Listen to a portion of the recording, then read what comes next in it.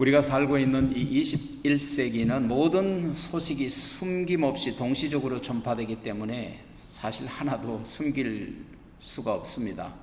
그런데도 불구하고 반면에 혼란과 거짓과 이 술수들이 굉장히 판을 치죠. 이게 양면성이 있습니다. 빛이 있으면 어둠이 있듯이. 또 역사적으로 보면 어느 세상이든지 사회가 혼란하고 난세가 되면 거짓말이 판치고 온갖 음모와 헛된 예언들이 판을 치게 되어 있습니다. 옛날 프랑스 황제 루이 11세 때에 대한 이런 에피소드가 있습니다. 프랑스 대혁명 시기에 혼란스러운 사회 속에서 사람들을 속이는 헛된 예언들이 굉장히 난무해서 사람들이 갈피를 잡지 못했죠. 루이 11세는 프랑스의 사회개혁을 단행해야 되겠다라고 생각하고 혹세무민하는 예언가들을 잡아들여서 전부 처형하라고 명령을 내렸어요.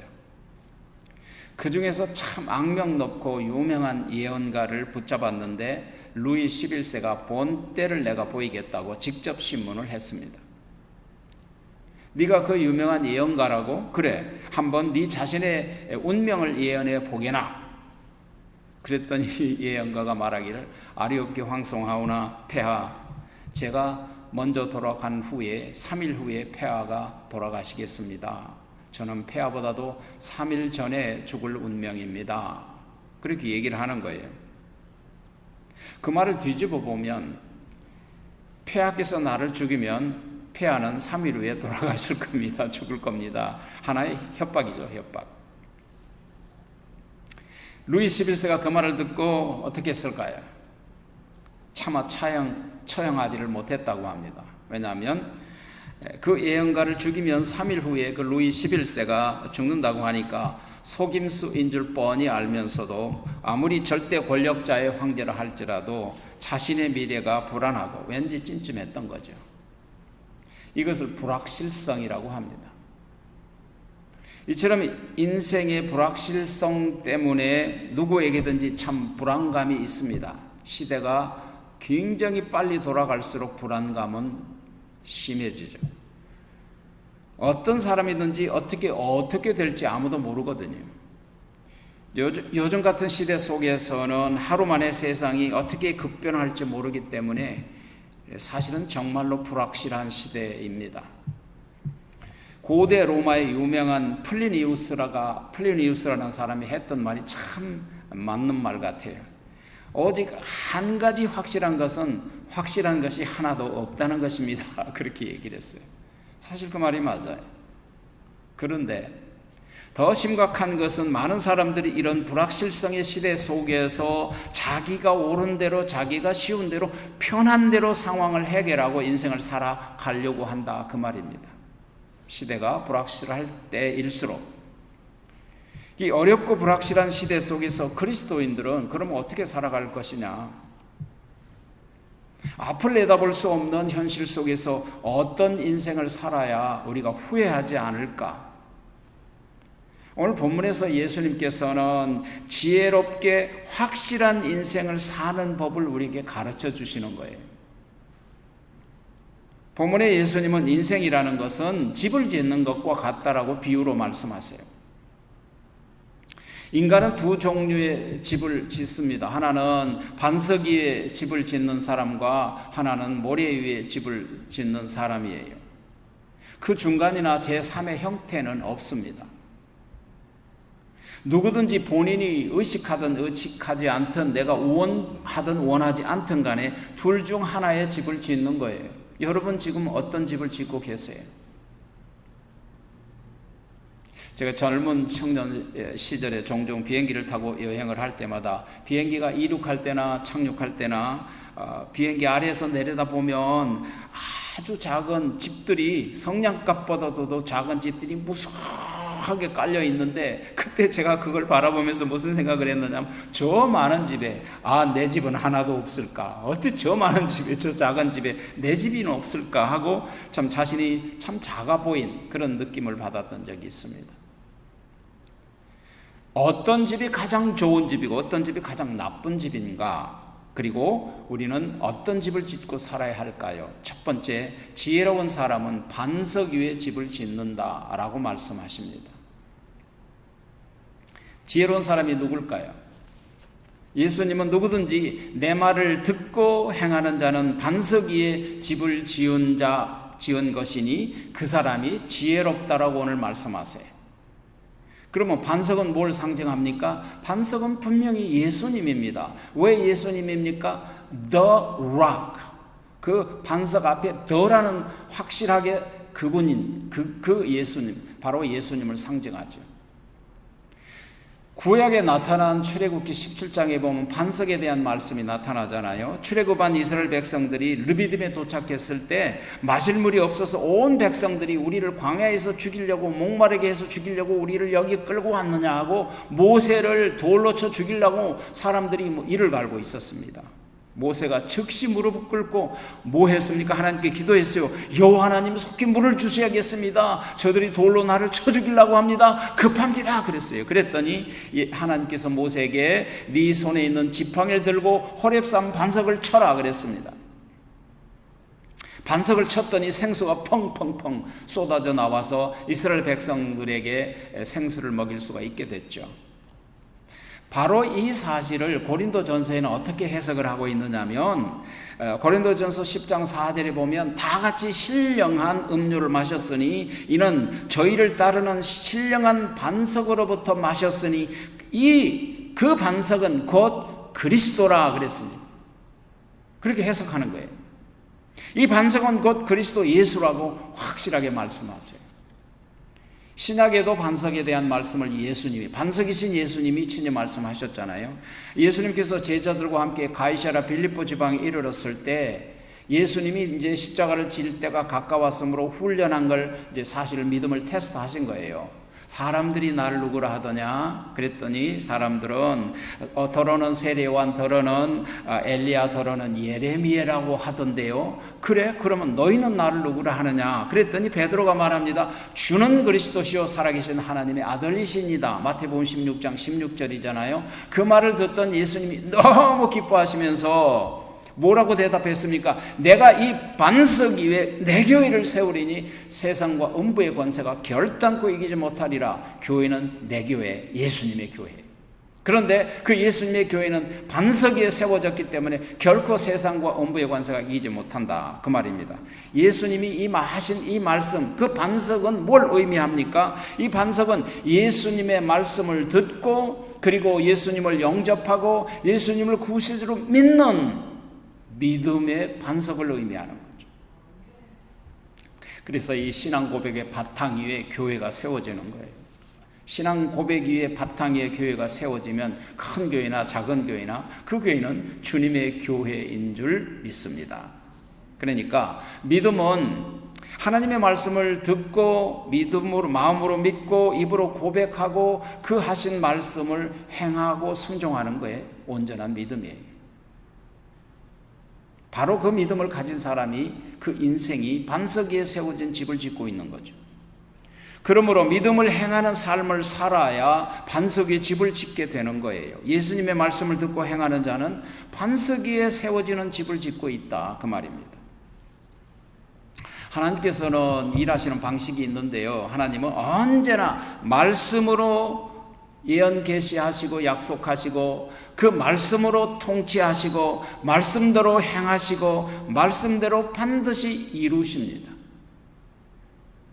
그래서 오늘 이 말씀으로 지금 2000년 전에 하셨던 그 말씀을 오늘 선포를 통해서 예수님을 만나고 있는 거예요. 그러면 예수님의 말씀을 듣고 깨달았으면 행함으로 순종하는 삶을 살 때에 세상과 음부의 권세가 틈타지 못한다 그 말입니다. 그리스도의 반석 위에 세워진 인생은 무너지지 않고 실패하지 않습니다. 그 사람이 지혜로운 사람이다 라고 말씀하시죠. 행함으로 세워져 나가는 삶은 좀 힘들 수 있습니다. 그렇지 않습니까? 그러나 그 결과는 굳게 세워져서 어떤 일이 있어도 무너지지 않는다는 거예요. 두 번째, 예수님은 그런데 어리석은 사람은 누구냐? 지혜로운 어리석은 사람은 모래 위에 세운 집을 짓는 사람이다 그랬어요. 지혜로운 사람, 지혜로운 건축가는 집을 지을 때 그 터를 봅니다. 여러분, 터가 중요합니다. 집도 중요합니다. 집터는 사람의 마음의 바탕입니다. 믿음의 바탕이죠. 그러므로 믿음의 터가 좋으면, 믿음의 바탕이 좋으면 장차 바람이 불고 큰 비가 와도 흔들리지 않아요. 뿌리가 깊이 박혀 있기 때문에. 미련한 건축가는 장차 풍파가 부딪히든 바람이 불 걸 생각하지 않고 그냥 집을 짓는 거죠. 바로 쉬운 일을 하는 사람이에요. 어려운 일을 싫어하는 사람이에요. 신앙의 튼튼한 인격을 건축하려면 하나님의 말씀으로 기초를 잘 닦아야 돼요. 그래야 혹시 장래에 신앙의 인격을 시험하는 환란이 올지라도 넘어지지 않는, 이길 수 있는 사람이 되는 것이죠. 사람의 습성 가운데 하나는요, 힘든 일 싫어하고 어려운 일 싫어해요. 그래서 쉬운 일을 선택하고 그래서 쉬운 일을 하려고 해요. 바로 그건 뭡니까? 그게 넓은 길이요 넓은 문이에요. 그런데 넓은 문의 끝은 쉬우나 그 끝은 주님이 분명히 말씀하셨죠. 멸망이니라. 실패라고 말입니다. 그래서 이 두 집은 굉장히 큰 차이가 있는 거예요. 그런데요, 이 반석 위에 세운 집과 모래 위에 세운 집은 보기에 똑같아요. 어떤 면에서 모래 위에 세운 집이 훨씬 보기 좋을 수 있어요. 쉽게 지은 거니까요. 그래서 사람도 겉으로 보면 판단하기 힘들잖아요. 그 내면을 봐야 돼요. 하나님은 나는 중심을 보느니라 그러셨잖아요. 한 집은 반석 위에 세워졌고 한 집은 모래 위에 세워졌습니다. 그 결과는 너무나도 참담한 거예요. 비가 내리고 창수가 나고 바람이 불자 모래 위에 세워진 집은 모래 위에 세워졌으므로 와르르 무너져 버렸어요.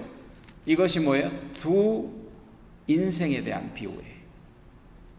근데 우리가 꼭 알아야 될 것은 이 두 집은 모두 다 교회 다니는 사람을 비유하고 계신다는 거예요. 왜냐하면 믿지 않는 사람은 두말할 것도 없이 모래 위에 지은 사람들이고 그 끝은 분명히 나와 있으니까 두 집을 이렇게 대조해서 비유해 주신 것은 지금 교회 다니는 사람, 예수를 믿는 사람을 의미하는 거예요. 예배드린 사람에 대한 거죠. 그러므로 한 사람은 공부하고 말씀 듣고 행하고 예수님의 믿는 믿음의 반석 위에 잘 세워져 나가는 그런 신앙생활을 하고 있는 거예요. 그런데 한 사람은 교회를 출석해요. 예배도 드려요. 말씀대로 행함도, 그럼에도 불구하고 말씀대로 행함이 없어요. 그저 교회를 형식적으로 그걸 갖다가 처치 고어라고 해요. 여러분, 학생들도 스쿨 고어들이 있어요. 교회 학교만 왔다 갔대요. 학교 갔으면 공부를 해야 될 거 아니에요. 교회를 갔으면 예배를 드리고 말씀을 알아야 될 거 아니에요. 처치 고어가 되면 안 돼요. 그게 바로 뭐냐? 이 모래 위에 세운 집을 짓는 사람이다, 그 말입니다. 그런 사람의 결과는 시험에 바람이 불거나 걱정, 근심, 걱정의 물결이 닥치면 모래성처럼 와르르 무너져 버리죠. 그러면 이 말씀을 우리가 함께 적용을 해보자고요. 어떻게 이 말씀을 우리 삶 속에 적용할 것인가? 우리가요, 믿는 사람과 함께 동행하면 믿음이 닮아갑니다. 왜냐하면 인간이라는 어차피 영향을 주고받는 거예요. 인간은. 그래서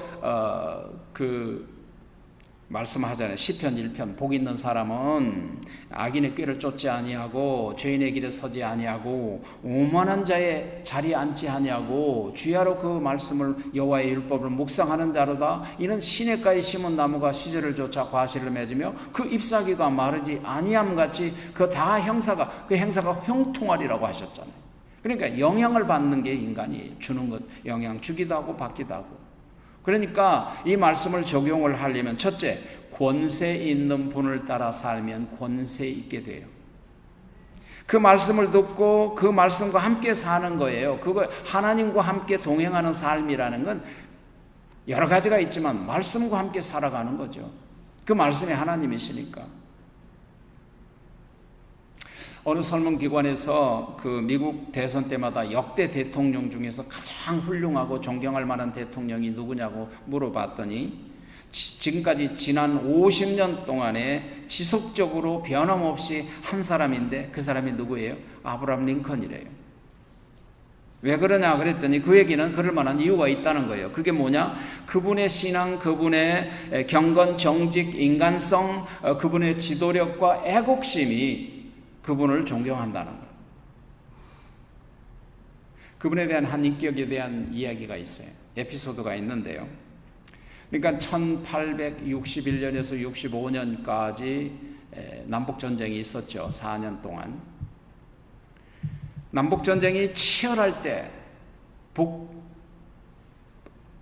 북군의 사령관이었던 조지 브링턴 맥클렐랜이라는 장군이 굉장히 천재적인 장군이었다고 해요. 사실 남군이 굉장히 강했습니다. 그럼에도 북군이 이겼거든요. 근데 그분의 역할은 아주 절대적이었다고 합니다. 하루는 그의 노고를 취하기 위해서 링컨 대통령이 국방장관과 함께 그 사령관, 그러니까 야전 사령관 그 조지 맥클렐랜 장군을 만나러 갔어요. 밤에 찾아갔습니다. 근데 가보니까 때마침 맥클렐랜 장군은 그 막사에 없었고 지금 현재 전쟁터에 있는 거예요. 그래서 언제 올지 모르는 상황에서 몇 시간을 기다렸더니 그 맥클렐랜 장군이 군복을 입고 들어와서는 국방장관과 대통령이 앉아있는데도 보는 채 마는 채 하고 그냥 2층으로 올라가 버린 거예요. 그래서 옷을 갈아입고 내려오겠지 하고 한참 기다려도 오질 않는 거예요. 한참 기다리는데 시중들은 부관이 나타나서 하는 말이 장군께서는 매우 피곤하셔서 내일 새벽 전투를 위해서 잠자리 들겠다고 하십니다. 그게 끝이에요. 그냥 돌아가라는 거예요. 기가 막혔죠. 국방장관의 입장으로 볼 때는 자기가 직속 상관인데 나를 이렇게 대하다니, 더구나 대통령에게 이런 무례한 짓이 어디 있을까 하고 화가 나서 국방장관이 한마디 했어요. 각하, 저렇게 무례한 놈은 생전에 내가 본 적이 없습니다. 당장 즉위를 해야겠습니다라고 말했더니 아브라함 링컨이 빙그레 웃으면서 말하는 거예요. 아닐세, 그럴 만한 이유가 있겠지. 이 전쟁터에서 승리하려면 이 맥클렐런 장군이 꼭 필요한 인물이야. 이 피비린내 나는 전쟁을 빨리 단축할 수만 있다면 나는 그분의 말꼽이라도 잡을 거고 그분의 신발끈이라도 내가 풀어주고 싶어. 이렇게 얘기를 했다는 거예요. 얼마나 훌륭합니까? 인간의 감정과 기분과 체면을 앞세운 인물은 절대 지도자가 돼서는 안 된답니다. 지도자의 권세는 큰 마음과 낮은 겸손으로부터, 그 겸손으로부터 낮은 겸손으로부터 나오는 게 아니겠어요? 오늘 예수님께서 전하는 말씀을 듣던 사람들이 뭐라고 오늘 말했습니까? 사실 28과 29절에 보니까 예수께서 이 말씀을 마치심에 무리들이 그 가르치심에 놀래니 이는 그 가르치시는 것이 권세 있는 자와 같고 저희 서기관들과 같지 아니함일러라 그랬거든요. 근데 사실은 이 구절은 그렇게 설교에 어떻게 내가 이걸 하나님 이 말씀을 전할까요? 여러 가지로 연구를 해봤어요. 근데 굉장히 중요한 말씀이더라고요. 많은 사람들이 입을 모아서 예수님이 권세 있는 분이야, 권세 있는 분이야라고 이렇게 반응을 보였다는 것이죠. 근데 이 권세 있는 자라는 말을 헬라어로 찾아보니까 엑수시아 에콘이라는 거예요. 그런데 이거는 신학적으로 굉장히 중요한 의미가 있어요. 이 권세자라는 엑스시아라는 말은 엑스하고 우시아라는 말 두 단어가 합쳐진 건데 이 엑스라는 말은 from 어디로부터 그 말이고요. out of 어디로부터 그 말이고 우시아라는 것은 본질이라는 뜻이거든요. 그러니까 해석하면 본질로부터 내면으로부터 유출되는 권세가 진정한 권세다 그 말이에요. 내면으로부터 나오는 권세.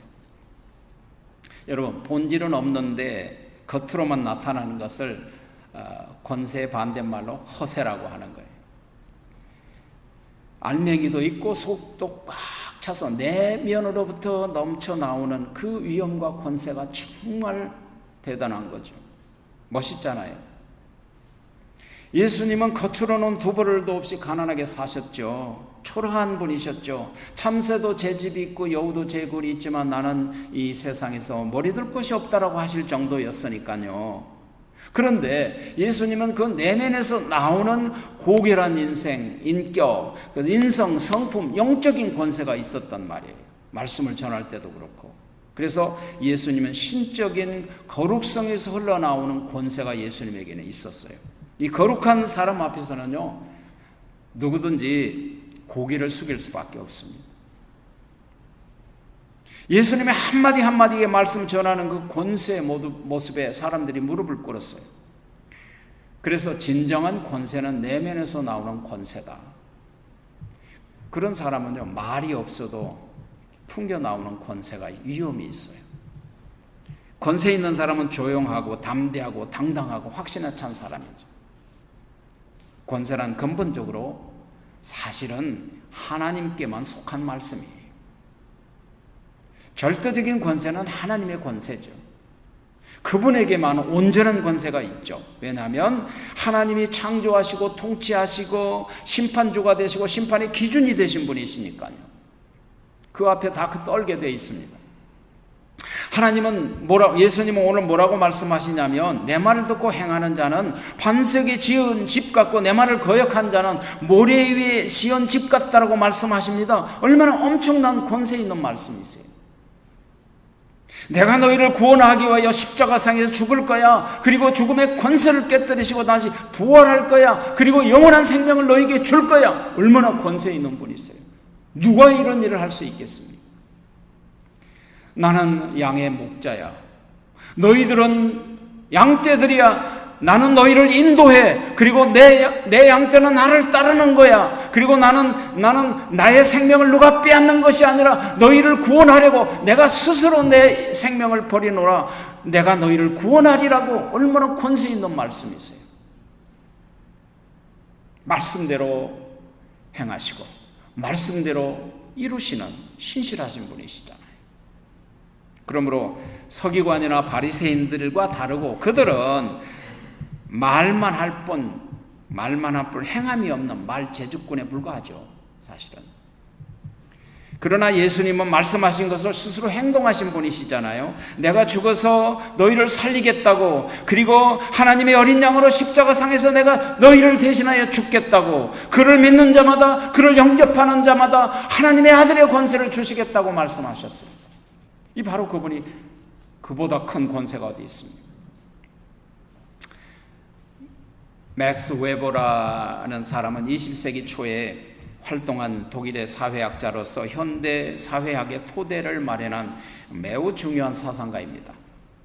그의 작품에 보면, 그가 쓴 책이 유명한 베스트셀러, 학생들이 늘 교재로 쓰는 건데, 프로테스탄트 윤리와 자본주의 정신에 대한 그 내용에 보면 두 가지의 지도자 자질이 있습니다. 지도자의 자질이란, 첫째, 확실한 열정이 있어야 된다. 열정을 가지고 이끌어 가야 되니까요. 그러니까 말만 하지 않고 열정을 가지고 행동하는 사람이 첫 번째다. 두 번째는 책임감이 있어야 된다. 자기가 말한 대로 책임을 질 줄 알고 자기 행동에도 책임을 질 줄 아는 사람, 그리고 남에게 책임을 전가하지 않는 사람이다 그랬습니다. 행동하는 목표가 확실하고, 일하는 목표가 확실하고, 삶의 목표가 분명한 사람, 이런 사람이 지도자라고 맥스 웨버가 얘기했습니다. 이런 사람은 어디에 있든지 권위가 있습니다. 권세가 있습니다. 스티븐 스토웰이라는 미국의 굉장히 유명한 현재 살아있는 컨설팅 대가가 있어요. 얼마나 놀라운 사람이냐면, 현재 포춘 500대 기업 전체를 기업을 위하여 코칭을 해주는 대가예요. 엄청난 사람이죠. 그가 썼던 책 가운데 하나가 윈윈 파트너십이라고 있어요. 윈윈 파트너십. 윈윈 파트너십은 무슨 소리냐면, 양쪽 모두에게 상호 이익이 되는 리더십이에요. 어느 한쪽의 손해를 보지 않고 함께 성공을 이루어 나가는 리더십, 이게 파트너십, 윈윈 파트너십인데, 보통은요 한쪽의 이익을 보면 다른 한쪽은 손해를 보면 제로섬 게임 같은 리더십을 해요. 내가 이기고 당신은 지고, 내가 지면 당신이 이기고, 보통 리더십을 그렇게 하거든요. 그런데 이 윈윈 파트너십은 파이를 키워나가고, 그리고 큰 이익을 위해서 파지티브 썸 리더십을 가지고 함께 파이를 키워나가는 전략을 가지는 그런 리더십이다 그 말이죠. 그래서 윈윈 파트너십에 보면 참으로 훌륭한 자신감이 있는 세 가지의 지도자상이 있어요. 그게 뭐냐? 첫째는 자신의 강점과 약점을 다 알고 있는 사람이라야 된다는 거예요. 자신이 약점이 있다는 것을 모르는 사람은 지도자의 자격이 없다. 그리고 자기의 강점과 약점을 알아야만 지도자의 자격이 있다는 거예요. 둘째는 상대방의 강점을 자신에 대한 위협으로 받지 않고 오히려 재산으로 받는 사람이다 그랬어요. 보통 사람은 자신보다 뛰어나면 사람을 내치거나 변방으로 보내버리잖아요. 이건 지도자의 그릇이 아니라는 거예요. 상대방의 강점 때문에 내가 비굴해지지도 않아요. 왜냐하면 자존감이 있으니까. 상대방의 강점을 내 재산으로 삼고 그것을 활용하는 사람이 굉장히 중요한 지도자상이다. 세 번째는 상대방을 있는 그대로 받아들이고 상대방의 존재 가치와 기능적 가치를 인정하는 사람이 온전한 지도자상이다 그랬어요. 링컨이 바로 그런 분이죠. 링컨 대통령이 조지 맥클레런 장군, 저 사람은 반드시 있어야 될 사람이라고, 내가 저 사람을 위해서 내가 말꼽비라도 잡고 신발끈이라도 풀어주고 싶다고. 이게 뭐예요? 그 사람을 활용하는 거죠. 인정해 주는 거죠. 이게 바로 지도자상이다 그런 얘기입니다. 다른 사람들의 가치를 충실하게 인정하는 사람, 우리가 그런 사람, 그런 그리스도인들이 되어야 되겠다 그 말입니다. 예수님은 세상 사람들이 보기에는 하잘것없는 어부들을 제자로 삼으셨어요, 여러분. 그런데요, 그들을 인정해주고 믿으셨다는 거예요. 그들을 인정해주고 믿으셨다는 거예요. 그러니까 목숨 바친 거예요. 그들에게 부탁하시고 믿고 맡겼습니다. 예수님이 승천하시면서 마지막 유언이 뭡니까? 하늘과 땅의 모든 권세를 내게 주었으니 하늘과 땅의 모든 권세는 예수님께 있다. 그러니까 내가 너희들에게 그것을 위임한다. 그러므로 너희는 가서 모든 족속으로 제자를 삼아 아버지와 아들과 성령 이름으로 세례를 주고 내가 너희에게 위임한 이 모든 말씀을 지켜 행하게 만들어라. 다 맡긴 거죠. 그냥 목숨 걸고 그 일을 했다는 거예요. 그러니까 하나님의 사람, 이 권세 있는 사람이 되려면 그 위임받은 권위가 있어야 돼요. 그리고 하나님께 초점을 맞추는 단순한 사람이 되어야 된다 그 말입니다. 여러분, 우리는 좀 부족해도요, 실수를 해도 허물도 있지만 하나님께 초점을 맞추면 우리의 영혼은 하나님의 권세 아래서 자유를 누릴 수 있어요. 그렇지 않습니까? 하나님께 초점을 맞추면 하나님이 나를 통해서 역사하신다는 믿음이 생기게 되죠. 그래서 코람데오 아니에요. 하나님의 임재 아래 내가 있는 거죠. 이 사람이 하나님의 권세를 영향을 받는 거죠. 그러므로 예수님이 내 안에, 내가 예수님 안에 있으면, 하나님의 성령이 하나님의 임재 안에 내가 있으면 거기서 흘러나오는 권세가 내게, 영적인 권세가 우리에게 전가되는 거예요. 그걸 갖다가 뭐라고 합니까? 카리스마라고 하는 거예요. 인생은 한마디로 시련과 연단과 고난의 연속이에요. 근데요, 이 시련과 연단, 이 고난은 대상을 가리지 않아요. 예수 믿는다고 없앤 거 아니라 그 말입니다. 이기게 하실 분이에요. 중요한 것은 미리 대비하는 거죠. 준비하는 사람은 넘어지지 않을 것이고, 준비하지 않는 사람은 작은 시련이 와도 넘어지고 쓰러지게 되는 거. 이게 뭐예요? 모래 위에 세웠기 때문이죠. 베드로전서 4장 12절에서 이렇게 말했습니다. 사랑하는 자들아, 너희를 시련하려고 불시험을 당한 것을 이상한 일 여긴 것으로 여기지 말아라. 왜냐? 이건 누구에게나 다 오는 것이다. 뭐냐? 대비하라는 것이다. 그게 바로 반석 위에 세운 사람, 집을. 그렇다면 과연 우리의 인생의 집은 어떻게 지어 나가야 할까? 모래 위에 지은 집을 짓는 어리석음을 피하자. 당장 현실에만 어려움 없이 편리하게 살려고 하지 말자. 하나님의 말씀을 듣고도 행하지 않는 사람이 되지 말자. 반석 위에 지은 집은 반석이신 예수 그리스도 위에 세워진 인생이고, 그 인생의 믿음의 바탕에 세워지면 바로 우리가 반석 위에 세워진 집 같은 인생을 살 것이다. 예수님의 동생 야고보 사도는 이렇게 말합니다. 야고보서 1장 22절에 보면 너희는 도를 행하는 자가 되고 듣기만 하고 자신을 속이는 사람이 되지 말라. 기도하겠습니다.